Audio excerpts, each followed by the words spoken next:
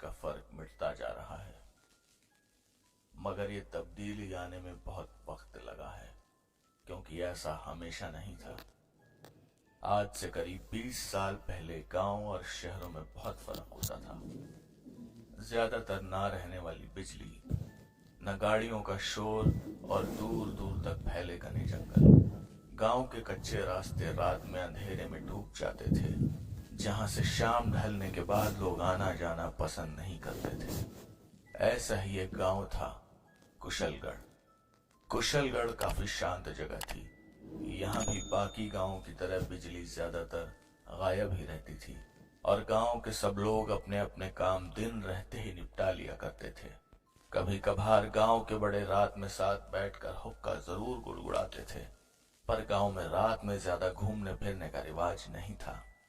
इसकी एक वजह तो रात में सुनसान रास्तों पर होने वाली लूटपाट थी, मगर दूसरी वजह शायद कुछ और थी, जिसके बारे में लोग ज्यादा बात नहीं करते थे। दरअसल गांव में अंदर आते हुए एक कच्चा रास्ता था, जिस पर एक बरगद का पेड़ था। इस पेड़ के बारे में गांव में तरह तरह की बातें फैली हुई थीं। जितने मुंह उतनी बातें। कुछ लोग मानते थे कि पेड़ पर कोई चुड़ैल रहती है, वहीं कुछ एक छलावे की बात करते थे जो कि रात में आने जाने वाले लोगों को भटका देता था। खैर, एक रोज गांव के प्रधान शंकर लाल के यहाँ शहर से कुछ मेहमान आने वाले थे, जो कि 4-5 दिन वहां रुक रहे थे। उन्होंने काफी तैयारी की थी इसके लिए। गांव में सबको इस बारे में पता था और बड़े बूढ़ों ने पहले ही शंकर लाल को चेता दिया था कि मेहमानों से कह दें कि रात के वक्त गांव में ना आए। प्रधान शंकर लाल ने भी अपने मेहमानों को संदेशा भिजवा दिया था। करते करते वो दिन भी आया और शंकर लाल के ज्यादातर मेहमान दोपहर तक गांव पहुंच भी गए, मगर उनके बहनोई राजेश, जो कि सरकारी नौकरी करते थे, उन्हें निकलते निकलते शाम हो गई। राजेश के साथ उनका 15 साल का बेटा विजय भी था। रात के अब तक 10 बज चुके थे और राजेश और विजय अभी तक गांव नहीं पहुंचे थे। शंकरलाल और उनकी जान पहचान के लोग अब तक काफी परेशान हो गए थे। वो अपने घर के बाहर कुछ बुजुर्गों के साथ बैठे उनका इंतजार कर रहे थे। उधर राजेश और विजय अपने स्कूटर से गांव की तरफ जाने वाले ऊबड़ खाबड़ रास्ते पर मुड़ चुके थे। उस रास्ते पर उनके स्कूटर की धीमी हेडलाइट के अलावा कोई और रोशनी नहीं थी।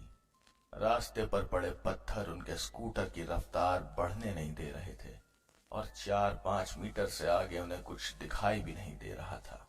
हाईवे से गांव का रास्ता था तो केवल 10 किलोमीटर का, मगर सड़क बेहद खराब होने की वजह से 1 घंटे में वो केवल 3-4 किलोमीटर ही चल पाए थे। राजेश किसी तरह बड़ी मुश्किल से टूटी फूटी सड़क पर अपना रास्ता बनाते हुए धीरे धीरे आगे बढ़ ही रहे थे कि उन्हें सड़क के किनारे एक पुराना सा घर दिखाई दिया। गांव में ऐसे छोटे छोटे घर अक्सर खेतों के आसपास देखने को मिल जाते हैं, जहां लोग रात में फसल की रखवाली के लिए रुकते हैं। राजेश काफी देर से स्कूटर चलाकर अब तक थक गए थे। उन्होंने सोचा कि क्यों न उस घर के पास 5 मिनट रुक जाएं, कोई होगा तो थोड़ा पानी ही पी लेंगे। राजेश और विजय स्कूटर से उतरकर घर के दरवाजे पर पहुंचे। दरवाजा बंद नहीं था और अंदर से लालटेन की धीमी धीमी रोशनी आ रही थी। राजेश ने अंदर झांका तो अंदर एक बूढ़ा दरवाजे की तरफ पीठ करके बैठा था। राजेश ने उससे कहा, अरे काका, जरा सुनेंगे? वो बूढ़ा पलटा और बोला, कौन है? क्या चाहिए? राजेश ने जवाब दिया, जी कुछ चाहिए नहीं, मैं यहां से गुजर रहा था, आपका घर दिखा तो रुक गया। राजेश आगे कुछ बोलते इससे पहले ही वो बूढ़ा बोला, तुम शंकर लाल के यहाँ जा रहे हो ना? राजेश ने जवाब दिया, हाँ, मगर आपको कैसे पता?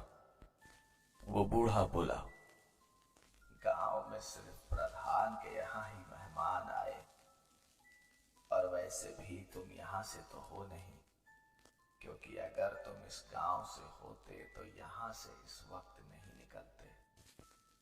राजेश उस बूढ़े के मन की बात भांपते हुए बोले, काका आप परेशान मत हो, मैं अपनी हिफाजत का सामान अपने साथ रखता हूँ।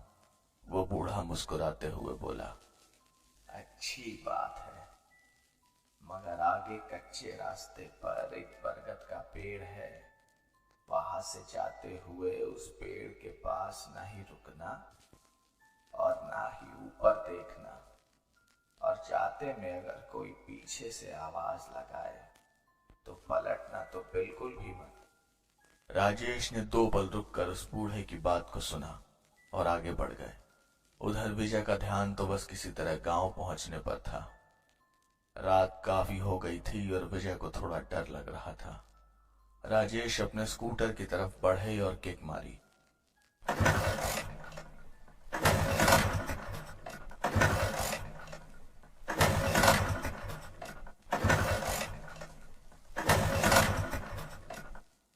बार बार किक मारने के बाद भी स्कूटर स्टार्ट नहीं हो रहा था। शायद खराब रास्ते पर काफी देर चलाने के बाद उसमें कुछ खराबी आ गई थी। राजेश और विजय एक दूसरे का मुंह देखने लगे। राजेश ने विजय को हिम्मत बंधाते हुए कहा, डरो नहीं बेटा, गांव अब ज्यादा दूर नहीं बचा है। 3-4 किलोमीटर तो हम आ ही गए हैं। वैसे भी स्कूटर से इस कच्चे रास्ते पर हम कितनी तेज जा पाते। चलो थोड़ा पैदल ही चल लेते हैं। राजेश ने स्कूटर की डिग्गी से एक टॉर्च और एक हथौड़ा निकाला और विजय के साथ आगे बढ़ चले। दोनों टॉर्च की रोशनी में तेज कदमों से उस कच्चे रास्ते पर आगे बढ़ रहे थे। रास्ते के दोनों तरफ बड़े बड़े पेड़ थे और दोनों को बार बार ऐसा लग रहा था कि कोई उनके साथ चल रहा है। विजय आखिर था तो छोटा ही।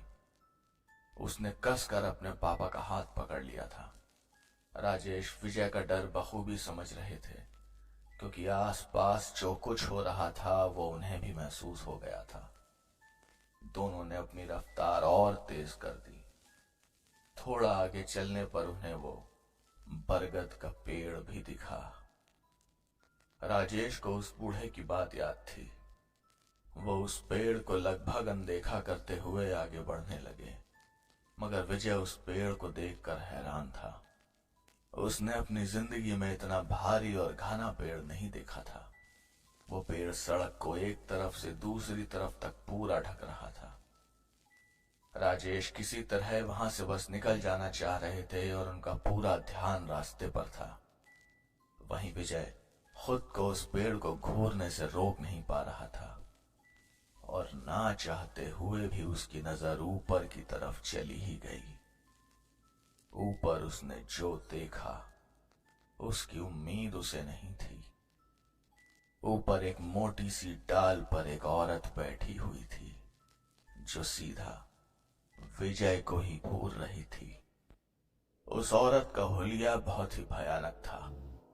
उसके लंबे घुंघराले बाल पेड़ से नीचे लटक रहे थे और उसकी आंखों में एक खौफनाक चमक थी। विजय को काटो तो खून नहीं, वो अपनी जगह पर जम चुका था। विजय को रुका हुआ जानकर राजेश भी पलटे और उन्होंने भी जब अपनी नजर ऊपर दौड़ाई तो उनके भी होश उड़ गए। वो औरत इतनी भयानक थी कि उसे देखकर कुछ पल के लिए तो वो भी सुन्न पड़ गए थे। किसी तरह राजेश ने होश संभाला और विजय को जोर से डांटा, विजय इधर देखो। विजय का ध्यान राजेश की तरफ गया, मगर उसके मुंह से आवाज नहीं निकली। राजेश ने उसे जोर से अपनी तरफ खींचा और तेजी से आगे की तरफ चल पड़े। विजय की हालत अभी भी खराब थी। राजेश को उस बूढ़े की बात याद आ रही थी। वो पीछे की तरफ देखना तो चाहते थे, मगर ऐसा करने की उनकी हिम्मत नहीं हो रही थी। दोनों कुछ कदम ही आगे चले थे कि पीछे से जोर की आवाज आई। ऐसा लगा जैसे कोई भारी सी चीज ऊपर से गिरी। अब राजेश और विजय से रहा नहीं गया और उन्होंने पलटकर पीछे देखा। पीछे वही औरत खड़ी थी। उसे देखकर दोनों का दिल मुंह में आ गया था। टॉर्च की रोशनी में वो औरत बहुत भयानक लग रही थी। राजेश ने जोर से विजय का हाथ पकड़ा और पलटकर तेजी से चलना शुरू कर दिया। दोनों तेज कदमों से आगे बढ़ते जा रहे थे, मगर उनके कान पीछे ही लगे हुए थे। उन्हें अपने पीछे पीछे भारी भारी पैरों की आवाज अपने पास आती महसूस हो रही थी। राजेश और विजय को भी अब कुछ नहीं सूझा और उन्होंने पूरी जान लगाकर भागना शुरू कर दिया। वो औरत बहुत ही भयानक तरह से चीखती हुई उनके पीछे दौड़ रही थी। उस सन्नाटे में उसकी चीखें सुनकर किसी की भी रूह कांप जाती और राजेश और विजय की हालत भी कुछ ऐसी ही थी। राजेश अब थकने लगे थे, उनका दम फूल रहा था और उन पर हल्की बेहोशी छा रही थी। विजय ने उन्हें संभालने की कोशिश की मगर राजेश भागते भागते गिर पड़े। बेहोश होने से पहले उन्हें दूर से अपनी तरफ आती कुछ रोशनियां दिखाई दी। राजेश को जब होश आया तो वो शंकर लाल के घर में थे। उनकी पत्नी और बाकी रिश्तेदार उन्हें घेर कर बैठे हुए थे। बगल वाली चारपाई पर विजय भी लेटा था। राजेश को काफी तेज बुखार था और सब जानना चाह रहे थे कि आखिर ऐसा क्या हुआ था जो दोनों की ये हालत हो गई थी। दरअसल देर रात राजेश और विजय को ढूंढते हुए शंकर लाल गांव के कुछ लोगों के साथ उसी रास्ते पर निकल आए थे और किस्मत से किसी को कोई नुकसान नहीं पहुंचा था। अपने होश संभालने के बाद राजेश ने रात में हुई सारी बात शंकर लाल और गांव के बड़े बूढ़ों को बताई, मगर कोई भी उनकी बात मानने को तैयार नहीं हुआ। मगर ज्यादातर लोगों के चेहरे पर डर और हैरानी की बजाय अविश्वास था। ऐसा इसलिए था क्योंकि गांव के लोगों ने अब तक ऐसा कुछ भी न तो देखा था और ना ही किसी से सुना था। जब किसी ने भी राजेश की बात नहीं मानी तो उन्होंने सबको अपने साथ उस पेड़ तक चलने के लिए कहा। दिन के उजाले में वो इलाका बहुत सुंदर लग रहा था, मगर पिछली रात राजेश ने जो झेला था वो अभी भी उसे भूले नहीं थे। चलते चलते सब उस पेड़ के पास पहुंचे। सब लोग इधर उधर देखने लगे कि शायद उन्हें कोई सुराग मिल जाए। पेड़ के आसपास ऐसा कुछ नहीं था जो कि किसी का ध्यान खींचता, मगर तभी राजेश की नजर जमीन पर पड़ी। वो चीखे, देखो देखो, मैं कह रहा था ना, इधर आओ जल्दी। सबका ध्यान उस तरफ गया। पेड़ के ठीक नीचे बड़े बड़े पैरों के 2 निशान थे। ऐसा लग रहा था ये निशान किसी बहुत भारी भरकम इंसान के थे।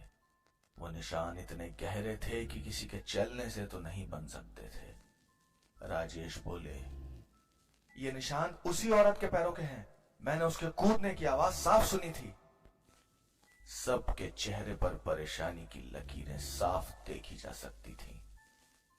राजेश ने सबको इस बूढ़े के बारे में भी बताया, मगर गांव में किसी को भी उसके बारे में कुछ पता नहीं था।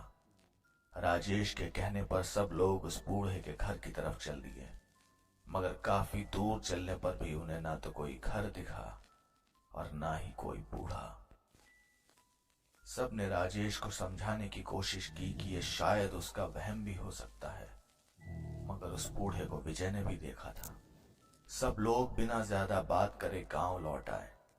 सबके दिमाग में बस एक ही बात चल रही थी कि आखिर वो पैरों के निशान किसके हैं और जिस औरत के बारे में राजेश ने बताया है, आखिर वो थी कौन।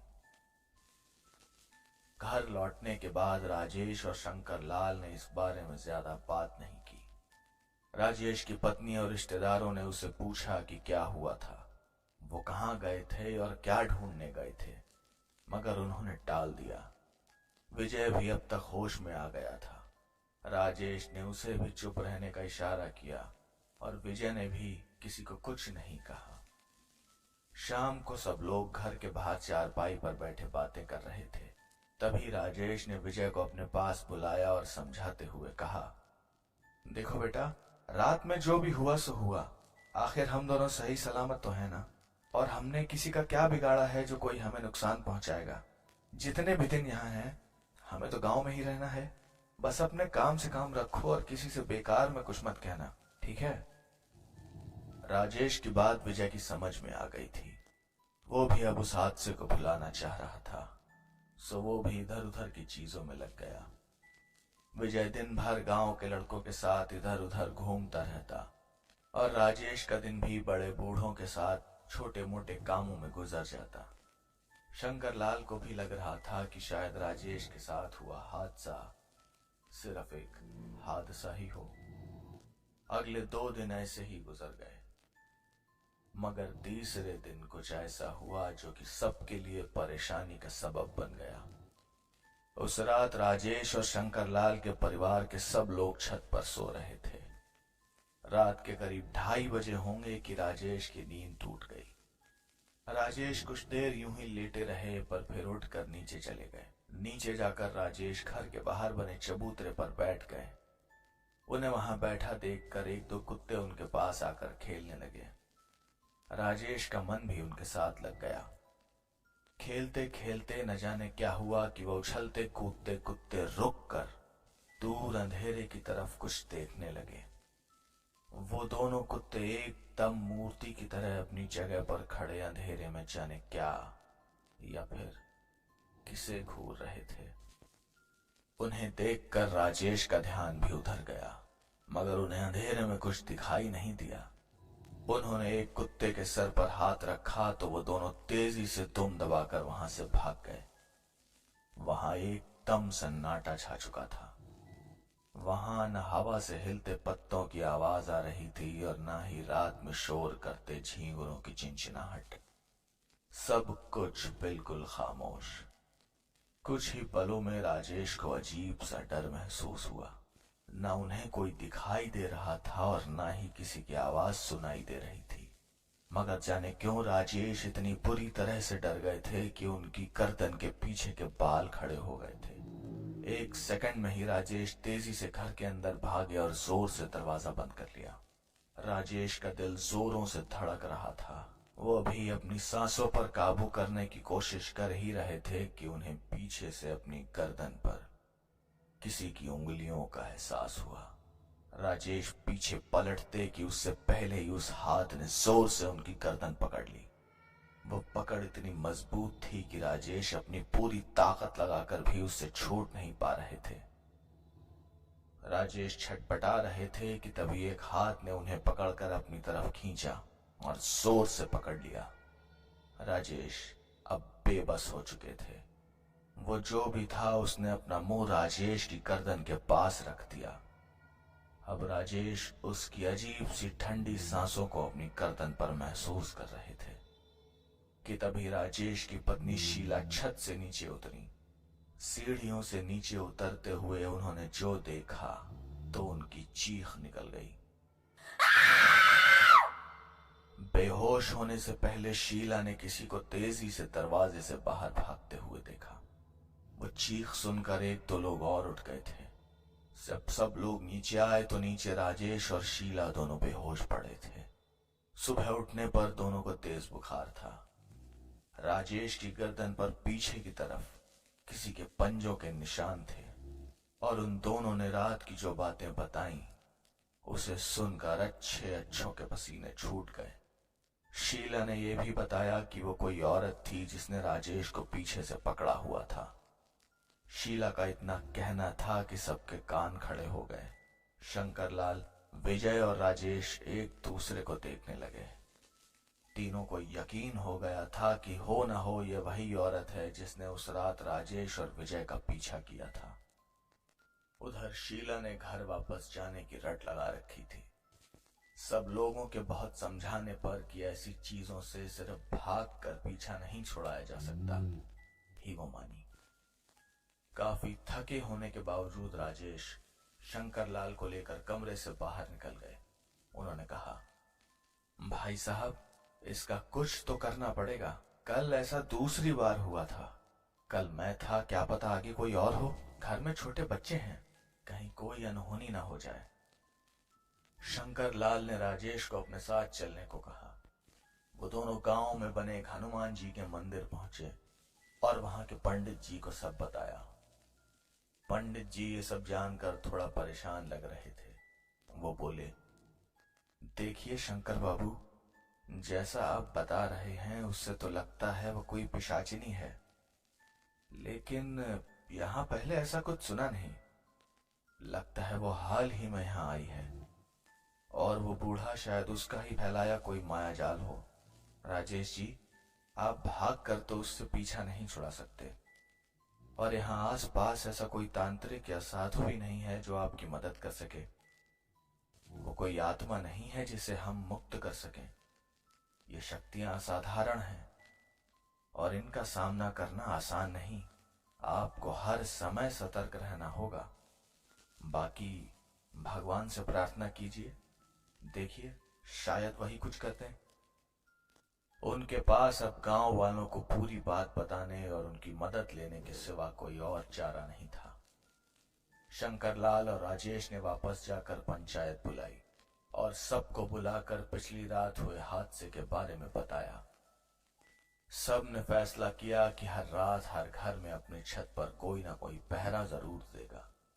इस पंचायत के बाद गांव का माहौल बदल गया था। सब तरह तरह की बातें कर रहे थे और काफी डरे हुए थे। शाम होते ही सब अपने अपने घरों में चले गए और हर घर में एक आदमी पहरा देने लगा। लोगों ने अब अपने घरों की छतों पर सोना भी बंद कर दिया था। 2-3 दिन आने वाले खतरे की राह देखते निकल गए, मगर कुछ नहीं हुआ। पर अगली रात एक घर से जोर जोर से चीखने चिल्लाने की आवाजें आने लगी। शोर सुनकर आसपास के लोग उस तरफ दौड़े। वहां पहुंचने पर पता चला कि जो आदमी अपने घर की छत पर पहरा दे रहा था, वो पिशाचिनी उसे ही उठा कर ले गई। उसके घर वालों ने बताया कि छत पर 1-2 बार जोर से धम धम की आवाज होने से उनकी नींद खुल गई। जब वो भाग कर ऊपर पहुंचे तो उन्होंने किसी औरत को उस आदमी को घसीटते हुए पेड़ पर ले जाते हुए देखा। उनके मुताबिक उस चुड़ैल ने उस आदमी को ऐसे उठाया हुआ था जैसे वो कोई कपड़े का गुड्डा हो। शंकरलाल और बाकी लोगों ने अब देर ना करते हुए उस पेड़ तक जाने का फैसला किया। सबको उम्मीद थी कि शायद वो आदमी अभी जिंदा हो। काफी लोग हाथ में टॉर्च और लालटेन लेकर उस रास्ते पर निकल पड़े। सब अंदर ही अंदर काफी डरे हुए थे, मगर वो ये भी चाहते थे कि ऐसा हादसा दोबारा न हो। उन्हें वहां पहुंचने में करीब आधा घंटा हो गया था। वहां पहुंचकर उन्होंने देखा कि उस पेड़ के आसपास खून की छींटें बिखरी हुई थी। उन्होंने ऊपर पेड़ की तरफ रोशनी की तो ज्यादा कुछ दिखाई नहीं दिया। वो पेड़ इतना बड़ा और घना था कि ठीक से कुछ दिखाई नहीं दे रहा था। तभी राजेश को कुछ दिखा। वो चिल्लाए, उधर उधर कुछ है। सब ने उस तरफ रोशनी की तो पेड़ के पत्तों के बीच एक हाथ लटकता हुआ दिखा। 2-3 लोगों ने लाठियों से उस डाल पर वार किए तो कुछ नीचे गिरा। नीचे गिरा हुआ ये वही आदमी था जिसकी तलाश में वो यहां आए थे। उसकी लाश सफेद पड़ चुकी थी। लग रहा था उसके जिस्म से खून का एक एक कतरा निचोड़ लिया गया हो। उसकी लाश देखकर सबकी सांस गले में अटक गई थी, मगर इतनी जल्दी उसकी यह हालत होगी किसी ने सोचा भी नहीं था। शंकरलाल बोले, इस समय यहां ज्यादा रुकना ठीक नहीं है। किसी तरह इसे लेकर यहां से चलते हैं, फिर सुबह देखेंगे क्या करना है। सब लोग शायद यही सुनना चाहते थे। शंकरलाल का इतना कहना था कि ऊपर पेड़ पर कुछ सरसराहट हुई। रात के उस सन्नाटे में सबका ध्यान तुरंत उधर गया। ऊपर पेड़ पर घने पत्तों के बीच 2 लाल आंखें सबको घूर रही थीं। जब सबने ध्यान से देखा तो उन आंखों के बीच उन्हें एक चेहरा भी दिखा। उसके मुंह पर खून लगा हुआ था। वो औरत देखने में इतनी भयानक होगी किसी ने सोचा नहीं था। 4-5 लोग तो चीखते हुए वहां से भाग गए, मगर राजेश और शंकरलाल अभी भी वहीं थे। शायद अपने डर पर उनका काबू अभी भी था। राजेश ने सड़क से पत्थर उठाकर जोर से उसे मारा। उनके ऐसा करते ही वह चुड़ैल सीधा नीचे कूदी। उसके कूदने से इतनी जोर की आवाज हुई जैसे कोई बहुत भारी चीज जमीन पर गिरी हो। राजेश को अपने साथ हुआ पहली बार का वो हादसा याद आ गया था। उस औरत को देखकर सबकी जान उनके हलक में अटक गई थी। शंकरलाल तो अपनी जगह पर जमे हुए थे। अगले ही पल उस चुड़ैल ने दौड़कर शंकरलाल को गले से पकड़ लिया। राजेश ने पूरी ताकत लगाकर उन्हें छुड़ाने की कोशिश की, मगर उनके अकेले से कुछ नहीं हो रहा था। राजेश को देखकर कुछ और लोगों की भी हिम्मत बंधी और उन्होंने अपनी लालटेन फेंककर उस पिशाचिनी पर दे मारी। इससे उसके कपड़ों में आग लग गई और उसने छटपटाकर शंकरलाल को छोड़ दिया। शंकरलाल बस मरते मरते बचे थे। वह औरत जैसे ही पीछे हटी, राजेश ने जेब से एक छोटा सा पॉकेट नाइफ निकालकर उसकी गर्दन पर वार किया। उसकी गर्दन से खून तेजी से बहने लगा। वो औरत बुरी तरह से छटपटा रही थी। जलते हुए वो इधर उधर भागने लगी, मगर उसे काफी लोगों ने घेर रखा था। कुछ देर तड़पने के बाद वो जमीन पर गिर पड़ी। वो अभी भी जल रही थी, पर उसके जिस्म में हरकत नहीं थी। सब लोग तब तक वहां से नहीं गए जब तक कि वहां पर एक काला सा हड्डियों का ढांचा बाकी नहीं रह गया। गांव वालों और राजेश का सामना आज सीधा मौत से हुआ था। अब तक सुबह होने वाली थी। सब लोग जब उस आदमी की लाश लेकर गांव वापस पहुंचे तो सब बेसब्री से उनका इंतजार कर रहे थे। उस आदमी का परिवार उसकी लाश देखकर काफी दुखी था, मगर जो बातें उन्हें पता चली वो ये बताने के लिए काफी थीं कि अगर उस पिशाचिनी को नहीं रोका गया होता तो शायद गांव में इससे भी बुरा हो सकता था। शंकरलाल ने तुरंत मंदिर के पंडित जी को वहां अपने साथ चलने के लिए कहा। वो चाहते थे कि वहां एक मंदिर की स्थापना की जाए जिससे इस तरह की कोई और शक्ति वहां दोबारा ना आ सके। अब की बार और भी ज्यादा लोग वहां भगवान की मूर्तियां और कुछ औजार लेकर बढ़ चले, मगर वहां का नजारा देखने के लिए वो लोग जरा भी तैयार नहीं थे। जिस जगह पर उस पिशाचिनी को जलाया गया था वहां पर अब कुछ नहीं था। वहां काली पड़ चुकी जमीन पर सिर्फ राख पड़ी थी। जो हड्डियों का ढांचा सब ने वहां पर अपनी आंखों से देखा था और जिसे छोड़कर वो लोग गांव वापस गए थे, वो अब वहां नहीं था। राजेश के मुंह से निकल गया, अरे अभी तो हम लोगों ने उस चुड़ैल को यहाँ जलाया था, यहाँ पर तो उसका ढांचा पड़ा था, कहाँ गया? प्रधान जी बताइए, आप भी तो यहीं थे। शंकरलाल एक बार फिर अपनी जगह पर अवाक खड़े थे। उन्हें अपनी आंखों पर यकीन नहीं हो रहा था। जो लोग रात में उनके साथ थे वो भी सदमे में थे। शायद ये सब लोगों को यकीन दिलाने के लिए काफी था कि भूत होते हैं।